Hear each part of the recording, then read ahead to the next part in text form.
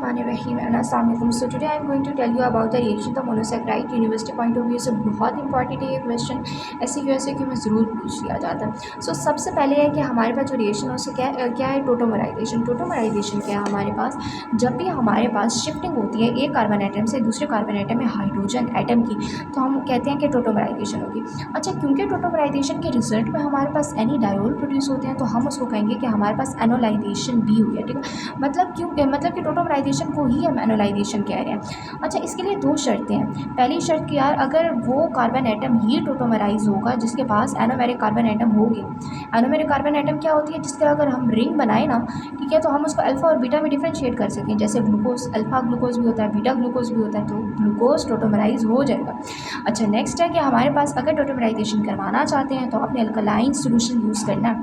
अब ग्लूकोज को अगर हम यूज़ करते हैं, ग्लूकोज को हम अल्कलाइन सोल्यूशन में रखते हैं, ठीक है, बहुत सारे आवर्स के बाद हम देखेंगे क्या हुआ कि ग्लूकोज फ्रक्टोज और मानोस में कन्वर्ट हो गया। तो हम कहते हैं कि ये जो ट्रांसफॉर्मेशन है ना, अब मैं इसको कहूँगी लोबली डी ब्रोन 1 इकिनस्टाइन ट्रांसफॉर्मेशन, ये लिखी हुई है। ठीक है, अब लोबली डी ब्रोन 1 इकिनस्टाइन ट्रांसफॉर्मेशन की रिजल्ट में ग्लूकोज फ्रक्टोज और मानोस में कन्वर्ट हो गया और बाद में ग्लूकोज और फ्रक्टोज और मानोस टोटोमराइज होकर एक इंटरमीडिएट कंपाउंड बनाएंगे जिसे हम कहते हैं कॉमन कंपाउंड, यानी कि एनिडायोल बन गया। सही हो गया। अब क्योंकि हमारे पास ये ग्लूकोज फ्रक्टोज और मानोस बहुत ही पावरफुल रिड्यूसिंग प्रॉपर्टी थी इनके पास, इसी वजह से हमारे पास जो एनिडायोल बना है ये भी बहुत ज़्यादा रिएक्टिव होगा। अच्छा, अब मैंने आप लोगों को जो इनका स्ट्रक्चर था वो लास्ट वीडियो में बता चुकी थी, आई होप आप लोगों को याद हो, क्योंकि इनका नीचे वाला जो स्ट्रक्चर है वो सारा सिमिलर है, तो हमने आर ग्रुप रख दिया। मैं सिर्फ ऊपर वाले ग्लूकोज के स्ट्रक्चर की बात करती हूँ कि किस तरह टोटोमराइज होता है। ये कार्बन, ठीक है, 3 कार्बन दी, बाकी सारा क्योंकि स्ट्रक्चर सेम था तो मैंने आर लिख दिया। सबसे पहले पे हमारे पास क्या होगा, कार्बोनाइल कंपाउंड। ठीक है, ग्लूकोज का अब हमारे पास जो OH लेफ्ट साइड पे होगा वो 3rd कार्बन एटम पे होता है, लास्ट वीडियो में मैं बता चुकी थी। ठीक है, ये हो गया। अब क्या हुआ कि मैंने इसकी टोटोमराइजेशन करवानी है, एनिडायोल में कन्वर्ट करवाना है, तो इसका जो जे वाला H है ये जाके यहाँ पे अटैच हो जाएगा। अब ऑक्सीजन कहेगा भाई मैं तो एक ही बॉन्ड बनाता हूँ, तो मैं मुझे डबल बॉन्ड बना दिए, सॉरी मैं डबल बॉन्ड बनाता हूँ तो अब मैंने ट्रिपल बॉन्ड बना दिया हाइड्रोजन के साथ। ऐसा नहीं होगा, मैं तुमसे एक बॉन्ड ख़त्म कर रहा हूँ। कार्बन के साथ एक बॉन्ड बना दिया, एक हाइड्रोजन के साथ बना दिया, तो कार्बन का यार मेरे तो 3 ही बॉन्ड है, तो मैं काम करता हूँ इसको भी बॉन्ड की ज़रूरत है तो मैं यहाँ पर एक बॉन्ड बना लेता हूँ। ठीक है, तो हमारे पास रिजल्ट में क्या बन गया, एनिडायोल बन गया। ठीक है, ये हमारे पास एनिडायोल नीचे वाला। अच्छा, एनिडायोल में यहाँ पे चेंज आता है, ये वाला सब कुछ सेम रहता है। ठीक है, OH और ये हमारे पास क्या बन गया, OH H। ठीक है, ये एनिडायोल बन गया। तो हमारे पास टोटोमराइजेशन हुई ना, हाइड्रोजन शिफ्ट हुआ ना यहाँ पर। ठीक है, अच्छा, नेक्स्ट है हमारे पास रिड्यूसिंग प्रॉपर्टीज़। रिड्यूसिंग प्रॉपर्टी क्या होती है कि कुछ शुगर्स हमारे पास रिड्यूसिंग होते हैं, कुछ नॉन रिड्यूसिंग होते हैं। कौन से शुगर्स रिड्यूसिंग होते हैं, वो शुगर्स जिनके पास फ्री एल्डिहाइड और फ्री कीटोन्स हो।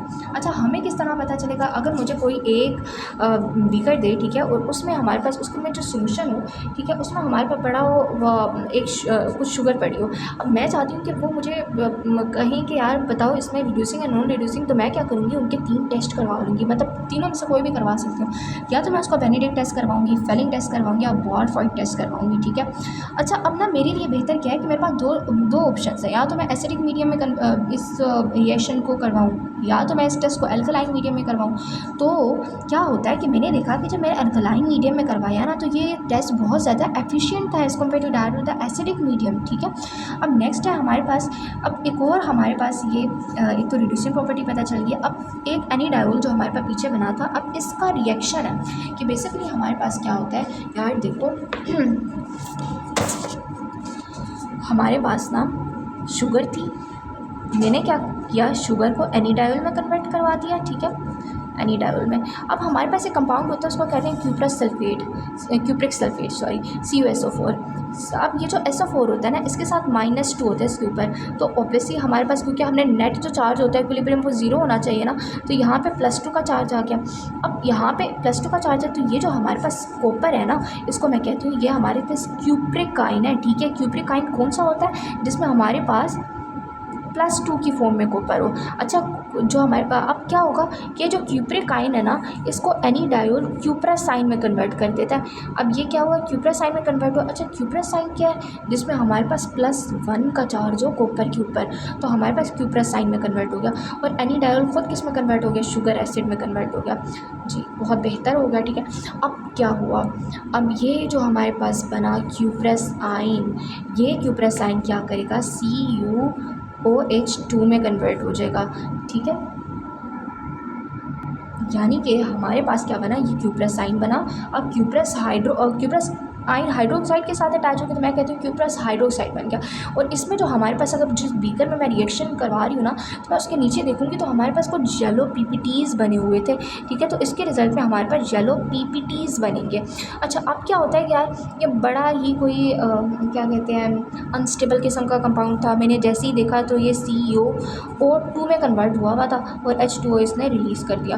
और इस रिएक्शन के रिज़ल्ट में ना हमारे पास रेड PPTs बन जाएंगे। ठीक है, यानी कुछ देर पहले तो येलो PPTs थे, बाद में रेड PPTs आ जाएंगे। अच्छा, तो हमारा हो गया यहाँ तक। ठीक है, अच्छा एक बात यहाँ पे लिखी हुई है कि अगर आपने आप ये वाला रिएक्शन करते हो ना, जिससे आपको पता चले बेनेडिक्ट टेस्ट, फेलिंग टेस्ट और बेरफोर्ड टेस्ट की आ रही है, शुगर रिड्यूसिंग या नॉन रिड्यूसिंग। ठीक है, तो हमारे पास क्या होगा कि इस रिडक्शन के रिज़ल्ट में हमारे पास जो शुगर आएगी, हमें स्पेसिफिक नहीं पता होगा कि यार ये ना हमारे पास जो अभी शुगर आई है ये ग्लूकोज है, ग्लैक्टोज है। ऑल्दो हमें सिर्फ ये पता चलेगा हाँ यार ये रिड्यूसिंग शुगर है। ठीक है, तो हमें स्पेसिफिक शुगर के बारे में नहीं पता चलता। So it is a general reaction. ठीक है, अगर मैं तुम लोगों से पूछूं कि यार बताओ बेनेडिक्ट टेस्ट जो टेस्ट है वो हमारे पास एक जनरल टेस्ट है या फिर कोई स्पेसिफिक आइडेंटिफिकेशन करता है? नो, स्पेसिफिक आइडेंटिफिकेशन नहीं करेगा। It is just for a general identification of the sugar. ठीक है, अच्छा अब ऑक्सीडेशन, अब मैंने क्या बताया तुम लोगों को यार, पहले मैंने टोटोमराइजेशन का बताया। ठीक है, फिर मैंने तुम लोगों को बाद में इन्होंने ये वाली बात कर दी रिड्यूसिंग प्रॉपर्टी की। ठीक है, अब अभी तक मैंने रिएक्शन एक ही बताया। ठीक है, और उस रिएक्शन में फिर मैंने बताया कि एनीडायोल को भी हम फर्दर इसके रिएक्शन कर सकते हैं, वो वाला रिएक्शन बताया। अब जो दूसरा रिएक्शन है ना मोनोसेक्राइड का, वो है ऑक्सीडेशन। अब क्या होता है कि यार अब मैं ना जो हमारे पास, अगर तुम लोग देखोगे ना एल्डिहाइड लो या कीटोन लो, ठीक है, तो उसके पास अब दो चीज़ें हैं, दो उसके पास ऑप्शंस हैं। यार ये देखो, तुम लोग एल्डिहाइड लोगे ना तो उसके पास ऑक्सीडेशन का क्या मतलब है, हमारे पास गेन होता है ऑक्सीजन को, हम ऑक्सीडेशन कहते हैं। अब हमारे पास ऑक्सीडेशन ना हमारे पास इस कार्बोनाइल कंपाउंड पर भी हो सकती है और जो हमारे कार्बोनाइल कंपाउंड्स पर भी हो सकती है। ठीक है, ये अगर ग्लूकोज है तो कार्बोनाइल कंपाउंड पे भी ऑक्सीडेशन हो सकती है और हाइड्रोक्सिल ग्रुप पे भी हो सकती है। सही हो गया। अब अगर वो कहता है कि अगर तो तुम्हारी जो ऑक्सीडेशन है ना, ठीक है, वो कार्बोनाइल कंपाउंड पर होती है। ठीक है, यानी अगर जो हमारे पास एल्डिहाइड ग्रुप है उस पर हुई, ठीक है, तो हमारे पास रिजल्ट में ग्लूकोनिक एसिड बनेगा। मगर अगर यही ऑक्सीडेशन टर्मिनल अल्कोहल पे होती है ग्रुप पे, तो ग्लूकोयूरोनिक एसिड बनेगा। अच्छा, अब वो कहता है कि ये डिपेंड करता है कि आप लोगों ने कौन सा ऑक्सीडाइजिंग एजेंट लिया है, उस पे हम ये डिसाइड करते हैं कि ग्लूकोनिक एसिड बनेगा या ग्लूकोयूरोनिक एसिड बनेगा। और कुछ तो ऑक्सीडाइजिंग एजेंट इतने स्मार्ट और इतने कह सकते हैं इतने स्ट्रॉन्ग होते हैं कि वो ना सिर्फ हमारे पास एल्डिहाइड की ऑक्सीडेशन करवाते हैं बल्कि हमारे पास टर्मिनल अल्कोहल की भी ऑक्सीडेशन करवा देते हैं। ठीक है, तो ऑक्सीडेशन के जो रिएक्शन था उसमें हमने पढ़ा कि यार देखो तुम्हारे पास अब दो ऑप्शन है, एल्डिहाइड और एल्डिहाइड को या तो करो एल्डिहाइड या फिर कीटो। ठीक है, एल्डिहाइड को या तो तुम करो ऑक्सीडाइज या फिर करो अल्कोहल को। ठीक है, ये डिपेंड करता है ऑक्सीडाइजिंग एजेंट पे कि तुम कौन सा ऑक्सीडाइजिंग एजेंट ले रहे हो। ठीक है, और कुछ अगर तुम स्ट्रॉन्ग ऑक्सीडाइजिंग एजेंट ले लोगे तो यार दोनों ही एल्डिहाइड भी और ग्लूकोज हमारा हाइड्रोक्सिल ग्रुप दोनों ऑक्सीडाइज हो जाएंगे। अच्छा, अब मैं तो लोगों का टेस्ट लेती हूँ, बताओ अगर हमारे पास एल्डिहाइड ग्रुप हो, ठीक है, और उसकी ऑक्सीडाइजेशन हो तो उसके रिजल्ट में क्या बनेगा? अगर हम एल्डिहाइड ग्रुप के ऑक्सीडेशन हो तो हमारे पास क्या बनेगा? Gluconic acid. और अगर हमारे पास टर्मिनल अल्कोहल की तो ग्लूकोयूरोनिक एसिड। ठीक है, नेक्स्ट रिएक्शन हमारे पास रिडक्शन का। So it is basically our third reaction. इसमें क्या होता है कि हमारे पास जब भी अच्छा रिडक्शन होती क्या है? रिडक्शन होती है gain of the hydrogen ion. यार तुम लोग खुद सोचो, इसको छोड़ो, तुम लोग खुद सोचो कि अगर एक मैं ये जो कार्बोहाइड्रेट है इसमें एल्डिहाइड और कीटोन है, एल्डिहाइड और कीटोन की मैं रिडक्शन कर रही हूँ तो मेरे पास क्या बनेगा यार, एल्कोहल बनेगा ना। ये देखो, अगर मैं किसी एल्डिहाइड की, मैंने एल्डिहाइड लिया, ठीक है, और मैंने चाहा मैं इसकी रिडक्शन करूँ, ठीक है। अब रिडक्शन का क्या मतलब था कि मैं इसमें हाइड्रोजन आयन की हाइड्रोजन, देखो पहले मैंने इसको भी बना दिया, आई एम सो सॉरी यार। ये मेरे पास एल्डिहाइड है, ठीक है, और अब मैं चाहती हूँ कि ये एल्डिहाइड है, मैं चाहती हूँ कि मैं इसकी क्या करूँ, रिडक्शन करूँ। तो रिडक्शन में क्या होगा, इधर हाइड्रोजन आयन की अगर मैं इंक्रीज़ करूँ तो ये वाला बॉन्ड इससे ख़त्म हो जाएगा, तो हमारे पास रिजल्ट में अल्कोहल बना नहीं, ये अल्कोहल ही तो है, ठीक है। तो वो यही कह रहा है कि जब भी तुम ट्रीट करोगे किसी एल्डिहाइड या फिर कीटोन को हम अभी रिड्यूसिंग एजेंट से, तो हमारे पास रिज़ल्ट में क्या बनेगा, अल्कोहल बनेगा। अच्छा, ये रिएक्शन किसकी प्रेजेंस में करना है, सोडियम अमलगम की प्रेजेंस में। सोडियम अमलगम क्या देगा, हाइड्रोजन देगा, ठीक है। ये हमारे पास सोडियम अमलगम ने हाइड्रोजन दिया, ठीक है। तो यहाँ पे हमारे पास 2 हाइड्रोजन एटम आए, एक यहाँ पे, ठीक है, ऑक्सीजन की जो डेफिशिएंसी थी उसको कंप्लीट करने के लिए, और एक यहाँ पर आ गया। अच्छा, अब क्या होगा कि हमारे पास कुछ इंपॉर्टेंट मोनोसैकेराइड्स हैं जो कि हमारे पास अल्कोहल में कन्वर्ट हुआ है, वो इंपॉर्टेंट मोनोसैकेराइड्स, और उनके हमने अल्कोहल के नाम याद करने हैं, ठीक है। ये भी इंपॉर्टेंट है यार, इसको याद करने के लिए ना मैंने एक फ़नी सी निमोनिक बनाई है, ठीक है, तो उसको थोड़ा सा निमोनिक याद कर लो। तो क्या हुआ कि मैं ग्लू गाला, ठीक है, ग्लू गाला एक जगह का नाम है, ठीक है। अब ग्लू गाला में क्या हो रहा था, ग्लू गाला में फ्री की रिब्स मिल रही थी। अब मैं क्या करूँ, यही मुझे एक निमोनिक मैं बना सकी, ठीक है। तो ग्लू से क्या हुआ, ग्लूकोज, गाला से क्या हुआ, गलक्टोज, में से क्या हुआ, मानोस, ठीक है। फ्री से क्या हुआ, फ्रक्टोज, और हमारे पास जो रिब्स थी हमारे पास क्या हुआ, राइबोस। अच्छा, अब इसके ये वाली याद करनी है, ठीक है, ये मैंने ये वाली बताई ग्लू गाला में। अब इनकी रिज़ल्ट में हमारे पास जो अल्कोहल बनेगा उसकी निमोनिक क्या है कि आपने ना एक कहानी से याद करना है कि मैं अपनी दोस्त के पास गई थी, ठीक है, फिर मैंने उसको बताया कि यार ग्लू गाला में ना फ्री की रिब्स मिल रही थी, और फिर ना मेरी दोस्त गई वहाँ पर, ग्लू गाला में गई, मगर वहाँ पे क्या हुआ कि उधर एक बंदे ने उसको कहा कि सॉरी डल मैन, ठीक है, क्योंकि वो बहुत लेट आई थी ना, तो उस वजह से उसने बोला सॉरी डल मैन, मैं सारी रिब्स ले चुका हूँ, ठीक है। अब मैं सारी रिब्स, बस ये करना आप लोगों ने। अच्छा, सॉरी से क्या होगा, सोर्बिटोल, ठीक है, और डल से क्या होगा, डुल्सीटोल, एमएन से क्या होगा हमारे पास, मानीटोल, और ये वाला भी एमएन मानीटोल, और ये वाला एसआरबी सोर्बिटोल, और ये वाला हमारे पास रिबिटोल, ठीक है। तो हमारे पास इस तरह तुम लोगों ने याद करना है, ठीक है, कि एक कहानी है कि मैं ग्लू गाला गई, ठीक है, और मैंने वापस आई, मैंने अपनी फ्रेंड को बताया कि यार ग्लू गाला में फ्री की रिब्स मिल रही थी, glucose, galactose, mannose, fructose and ribose, ठीक है। और फिर वो जब गई तो उधर किसी ने बोला उसको सॉरी डलमैन, ठीक है, सोर्बिटोल, डुल्सीटोल, मानीटोल, और ठीक है, मैं सारी रिब्स पहले से ही ले चुका हूँ, ठीक है, मानीटोल, सोर्बिटोल एंड रिबिटोल। अब अच्छा, अब क्या हुआ कि यार ये जो हमारे पास सोर्बिटोल और डुल्सीटोल थे ना, मैंने क्या किया, मैंने एक रिएक्शन करवाया। मैंने जब देखा कि मैं किसी इंसान को सोर्बिटोल, डुल्बिटोल, अगर डुल्सीटोल दे रही हूँ ना, तो क्या हुआ कि उसके जो सेल्स थे, मैंने जैसे देखा उसके सेल्स अगर पहले इस तरह के थे तो वो बाद में स्वेल कर गए। तो मुझे क्या पता चला कि यार ये इसमें ना बहुत ज़्यादा ये जो सोर्बिटोल और डुल्सीटोल है ना, इनमें बहुत ज़्यादा कोई स्ट्रॉन्ग ऑस्मोटिक किस्म की प्रॉपर्टी है, ठीक है, मतलब ये बहुत स्ट्रॉन्ग ऑस्मोटिक इफेक्ट रखते हैं। अगर ये सेल के अंदर जाएंगे ना, ऑस्मोटिक इफेक्ट क्या होता है, अगर मैं कहूँ एक प्रोटीन है, ठीक है, उसका ऑस्मोटिक इफेक्ट है, तो उसका मतलब क्या है कि वो जो बाहर से जो भी फ्लूइड होगा, वाटर है, ठीक है, उसको अंदर लाने की सलाहियत रखती है। अब सोर्बिटोल, डुल्सीटोल मैंने दिया, ठीक है, उसके पास ये इफेक्ट है कि वो बाहर से H2O को अंदर लेकर आ सकते हैं, तो ऑब्वियसली यार इस स्वेल तो होना ही है ना इसने। अच्छा, फिर मैंने देखा कि उस बंदे को कॉन्ट्रैक्ट हुआ है और पेरिफेरल न्यूरोपैथी हुई हुई है, ठीक है। कॉन्ट्रैक्ट आइस का कोई मसला होता है, ठीक है। अब नेक्स्ट हमारे पास मानिटोल। अच्छा, अब मैंने देखा मानिटोल का ना बहुत अच्छा एक बेनिफिट था कि ये हमारे पास ना डायूरेसिस करवाती है। डायूरेसिस क्या है कि जब हमारे पास यूरिन का आउटपुट जो है ना वो इंक्रीज़ हो जाए, ठीक है, तो हम उसको कहते हैं डायूरेसिस। अब कोई इंसान है, ठीक है, उसके इंट्राक्रेनियल प्रेशर इंट्राक्रेनियल टेंशन बहुत ज़्यादा, तो हम क्या करेंगे, उसका इंट्राक्रेनियल टेंशन को रिड्यूस करेंगे। जो भी वाटर था, फ्लूइड था, हमने क्या किया, उसको डायूरेसिस से बाहर निकाल दिया। तो मानिटोल बहुत ज़्यादा बेनिफिशियल हो गया, ठीक हो गया। अब देखो मैंने तुम लोगों को 3 रिएक्शंस करवाए हैं। अब नेक्स्ट रिएक्शन मैं करवाती हूँ डिहाइड्रेशन का।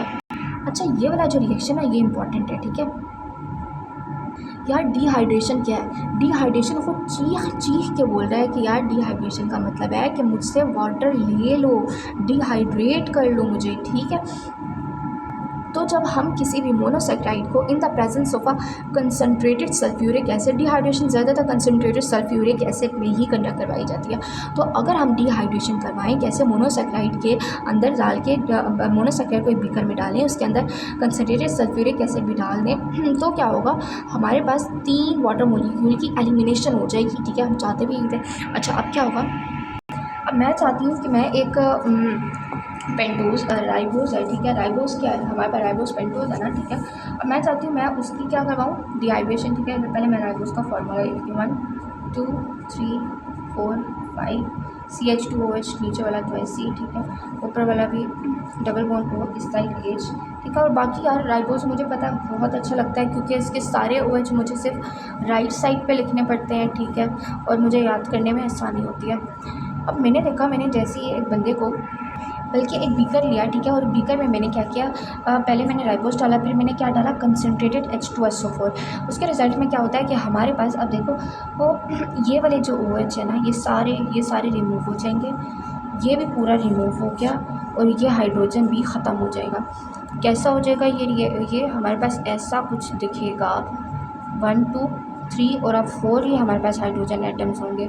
इसके लास्ट पे H, इसके लास्ट पे H, ठीक है। इसका H मैंने ख़त्म कर दिया था, क्यों, क्योंकि अब अच्छा, अब हमारे पास क्या होगा कि ये क्या करेगा, एक ये हमारे पास एक ऑक्सीजन होगा जो कि इधर कार्बन के साथ एक जगह से अटैच होगा और दूसरा लास्ट वाली कार्बन के साथ अटैच होगा।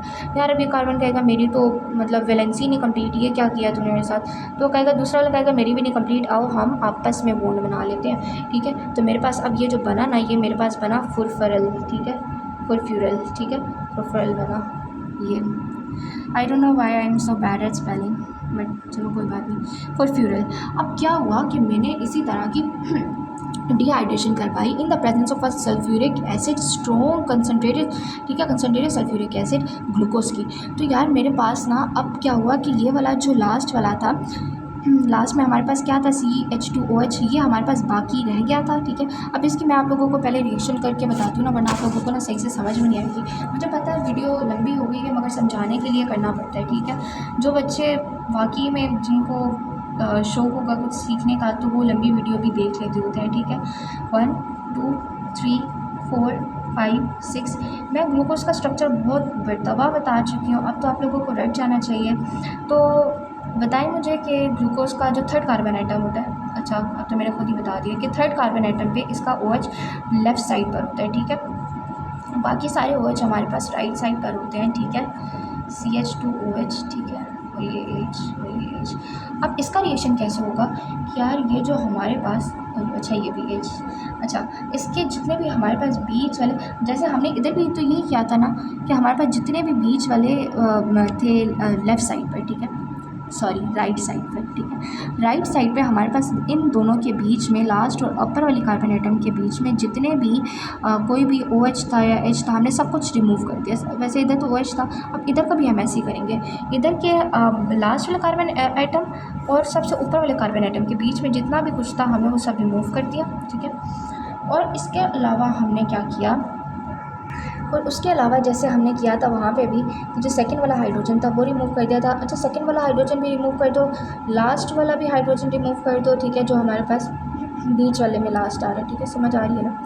और ये वाला OH है, इसको H में कन्वर्ट कर दो, ठीक है। तो हमारे पास क्या बन जाएगा इस तरह करके 1 2 3 4 5 और लास्ट में हमारे पास CH2OH। और सबसे पहले हमारे पास OH और क्या चेंजिंग आई थी हमारे पास कि ये सब कुछ ख़त्म तो ऑब्वियसली पहले वाले कार्बन के बीच में और लास्ट वाले कार्बन के बीच में ऑक्सीजन आ गया, ठीक है।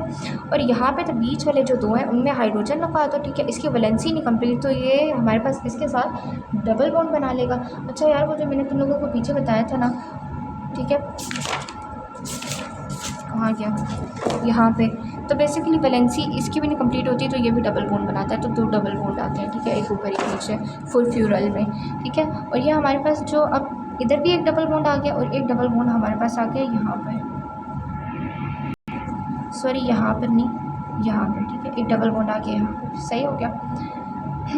तो ये हमारे पास क्या बन गया, क्योंकि अब इसके पास हाइड्रोक्सी मिथाइल है तो मैं इसको सिर्फ ऊपर से सारे फ्यूरल की तरह दिखता है, मगर नीचे इसके पास हाइड्रोक्सी मिथाइल है तो मैं इसको कहूँगी हाइड्रोक्सी मिथाइल फ्यूरल बन गया, ठीक हो गया। अच्छा, अगर आप लोग याद करें तो हम जो प्रैक्टिकल करते होते हैं, ठीक है, यानी मोलिश टेस्ट जो करते होते हैं, यानी हमने पता लगाना है कि यार कार्बोहाइड्रेट है या फिर नहीं, तो हम क्या करते हैं, वो बेसिकली यही डिहाइड्रेशन वाला रिएक्शन होता है कि हम एक बीकर में H2SO4 भी डाल रहे होते हैं, साथ हम क्या डाल रहे होते हैं, मोनोसेक्राइड डाल रहे होते हैं, ठीक है। और रिज़ल्ट में हमारे पास अगर कोई कलर्ड कंपाउंड बन जाता है, कलर्ड कंपाउंड कौन से है, फुलफ्यूरल और हाइड्रोक्सी मिथाइल फुलफ्यूरल, तो हम कहेंगे यार इसमें तो हमारे पास कार्बोहाइड्रेट है। अच्छा, अगर हमारे पास ओलिगोसेक्राइड और पॉलीसेक्राइड, ये हमारे पास अगर, अब मैं चाहती हूँ ये भी डिहाइड्रेशन करें, तो पहले ये क्या करेंगे, अपने आप को हाइड्रोलाइज करेंगे मोनोसेक्राइड में और फिर ये वाला रिएक्शन देंगे। अच्छा, अब क्या है कि मुझे इस डिहाइड्रेशन रिएक्शन से सिर्फ अगर मेरे पास हाइड्रोक्सी मिथाइल फुलफ्यूरल बन रहा है, फुलफ्यूरल बन रहा है, तो एक जैसे कलर मिल रहे हैं, ठीक है, तो मुझे तो सिर्फ पेंटोज और हेक्सोज का पता चला। अब मैं इसमें से चाहती हूँ कि यार मुझे सिर्फ पेंटोज के बारे में पता चले कि यार पेंटोज शुगर, मुझे एक बिगर दिया जाए और मैं पेंटोज को आइडेंटिफाई कर सकूँ, तो पेंटोज को हम एक टेस्ट से आइडेंटिफाई करते हैं जिसे हम कहते हैं बियाल्स टेस्ट। इसमें क्या होता है कि यार पेंटोज को हम बहुत ही स्ट्रॉन्ग किस्म के HCl के साथ रिएक्ट करवाते हैं और रिजल्ट में हमारे पास फुलफ्यूरल नहीं बनेगा, फुलफ्यूरल का डेरिवेटिव बनता है, ठीक है। और फिर वो फुलफ्यूरल का डेरिवेटिव ओर्सिनोल के साथ जब रिएक्ट करता है तो हमारे पास ग्रीन कलर्ड कॉम्प्लेक्स बन जाता है, ठीक है। अब इसकी क्लिनिकल इंपॉर्टेंस है, अगर किसी इंसान को हमें ये शक है ना कि उसको पेंटोसूरिया है, ठीक है, तो हम क्या करेंगे कि हम उसका बियाल्स टेस्ट करवा लेंगे, ठीक है। तो उसमें अगर बियाल्स टेस्ट किसको आइडेंटिफाई करता है, जाइलोस को, ठीक है, जाइलोस हमारे पास पेंटोस है, तो हमारे पास ग्रीन कलर कॉम्प्लेक्स अगर उसके यूरिन में बन जाता है ये टेस्ट करवाने के बाद, तो मतलब उसको पेंटोसूरिया है, ठीक है। अच्छा, एक और, अब ग्लूकोज को अगर हमने आइडेंटिफाई करवाना है ना, तो ग्लूकोज को आइडेंटिफाई करवाने के लिए म्यूसिक एसिड टेस्ट होता है, यानी ग्लूकोज को नाइट्रिक एसिड के साथ रिएक्ट करवाओ, ठीक है, तो हमारे पास म्यूसिक एसिड के क्रिस्टल्स दे देगा, ठीक है। अब नेक्स्ट हमारे पास फिफ्थ रिएक्शन, ये लास्ट रिएक्शन है, ठीक है। इसमें क्या है, ओसाजोन की फॉर्मेशन। अब ओसाजोन हमारे पास क्या होते हैं कि जब भी हम किसी भी जो शुगर है, ठीक है, कौन सी शुगर, रिड्यूसिंग शुगर, उसको हम एक बीकर में लें और साथ हम फिनाइल हाइड्रोजीन ले लें, ठीक है। फिनाइल हाइड्रोजीन क्या होती है, जिसके साथ हमारे पास इधर क्या C6H5, ठीक है, और NH और NH2, ठीक है, ये हमारे पास फिनाइल हाइड्रोजीन है। अगर अब हम इस फिनाइल हाइड्रोजीन को एसिटिक एसिड की प्रेजेंस में रिएक्ट करवाएं रिड्यूसिंग शुगर के साथ और फिर बॉईल करते हैं, तो हमारे पास ओसाजोन्स बनते हैं। कैसे बनते हैं, हमने बीकर में क्या डाला, फिनाइल हाइड्रोजीन डाला और साथ ही जो रिड्यूसिंग शुगर थी उसको डाला और किसकी प्रेजेंस में करवाया, एसिटिक एसिड की प्रेजेंस में, और उसको फिर बॉईल किया तो हमारे पास ओसाजोन बन गए, ठीक है। रिएक्शन ये लिखा हुआ है, ठीक है, मैं आप लोगों को रिएक्शन बताती हूँ होता कैसे है ये रिएक्शन, कि हमारे पास ग्लूकोज है, ठीक है, तो हमने क्या किया, इसको फिनाइल हाइड्रोजीन के साथ रिएक्ट करवाया ना, तो इसका जो पहला वाला जो डबल बॉन्ड ओ है यार वो ख़त्म हो गया, उसकी जगह पे हमारे पास ये फिनाइल हाइड्रोजीन आके अटैच हो गया, ठीक है। ये H2 और O जो है ना वो हमारे पास निकल जाते हैं, ठीक है, एलिमिनेट हो जाते हैं। फिर हमारे पास क्या बना, अभी ग्लूकोहाइड्रोजोन बना, ग्लूकोहाइड्रोजोन।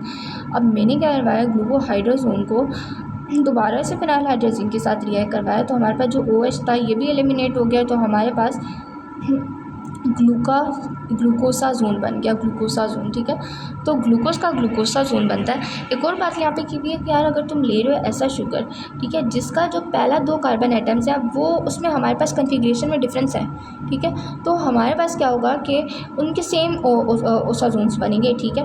क्यों, क्योंकि यार देखो जो पहला तो इस पर डिपेंड ही नहीं करता, हमारे पास जो रिजल्टिंग बनता है ना फिनाइल हाइड्रोजीन, ठीक है, वो सबका सेम बन रहा होता है, ठीक है, तो वो हमारे पास इफेक्ट डिफरेंस मास्क हो जाता है, ठीक है। ये हमारे पास अब कौन से कार्बन आइटम्स होते हैं, कौन से हमारे पास मोनोसेक्राइड्स होते हैं जो कि पहले 3 पे डिफर करते हैं, ग्लूकोज करते हैं, फ्रक्टोज करते हैं, मानोज करते हैं। तो इनका ओसाजोन सेम होता है। कैसा ओसाजोन बनता है? नीडल शेप ओसाजोन्स, ठीक है। ग्लूकोसाजोन बना था ना ग्लूकोज का, सबका अगर कोई भी ओसाजोन बनेगा तो नीडल शेप बनेगा।